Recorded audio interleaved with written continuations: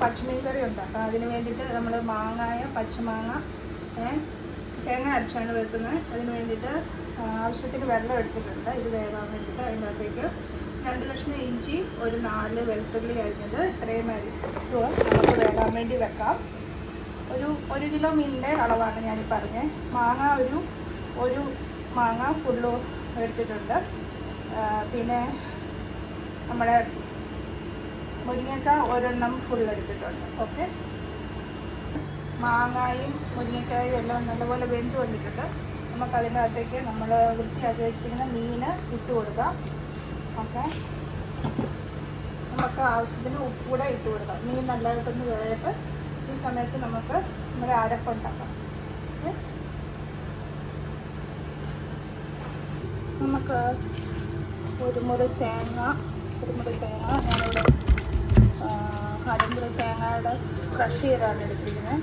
പിന്നെ 4-5 ഉള്ളി, കൊച്ചുള്ളി, 4-5 വെളുത്തുള്ളി, 3 കാന്താരി, കറിവേപ്പില, ഇത്രയും നമുക്ക് അരയ്ക്കാൻ വേണ്ടി അതിനകത്തേക്ക് ചേർക്കാം. പിന്നെ 2 table spoon Kashmiri chilli powder, നമ്മൾ കാന്താരി ചേർക്കുന്നുണ്ട്. പിന്നെ 1 ടീസ്പൂൺ മഞ്ഞൾപ്പൊടി.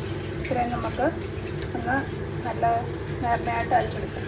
മീൻ ഇവിടെ നല്ലപോലെ വെന്ത് വന്നിട്ടുണ്ട്. നമ്മുടെ അരപ്പ് ഇതിനകത്തേക്ക് ചേർത്ത് നമുക്കൊന്നുകൂടി ഒന്ന് തിളപ്പിച്ചെടുക്കാം. നല്ലപോലെ അരഞ്ഞിട്ടുണ്ട്. കറി നല്ലപോലെ തിളച്ച് കുറുകി വന്നിട്ടുണ്ട്. ഇതിനകത്തേക്ക് 2-3 കറിവേപ്പില കൂടെ ഇടാം.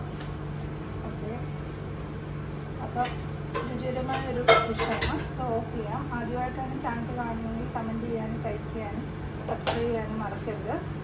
വേറൊരു പുതിയ വീഡിയോ ഞാൻ നിങ്ങളുടെ ഇടയ്ക്കിൽ വരും.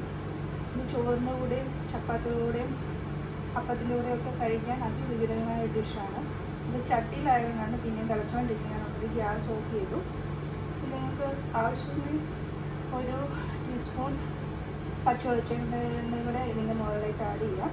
അപ്പോൾ വേറൊരു വീഡിയോ ഞാൻ വരുന്നത് വരെ thank you so much. Thank you for watching my video. Thank you. By.